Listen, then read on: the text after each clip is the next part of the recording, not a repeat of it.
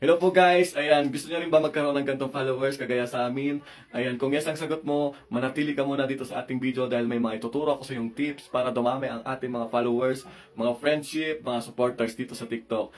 Ayan guys, i-comment nyo tong hashtag patropa ko rito sa comment section. Lahat na makikita natin dyan na nagko-comment, ayan, i-hype po natin ang kanilang comments, then replyan po natin sila ng done, and then pa may nag-follow sa atin, yun lang po yung follow back natin. Ganun lang po yung isang tips na ituturo ko sa inyo. And then yung pangalawang tips po natin, kung nakikita nyo po nagbiblink itong account natin, meaning po noon, nakalive po tayo noon, pwede rin po tayo doon magpadami ng mga followers natin. Ayan, actually mas mabilis po doon guys kasi online tayong lahat. Ayan, araw-araw po tayong nakalive.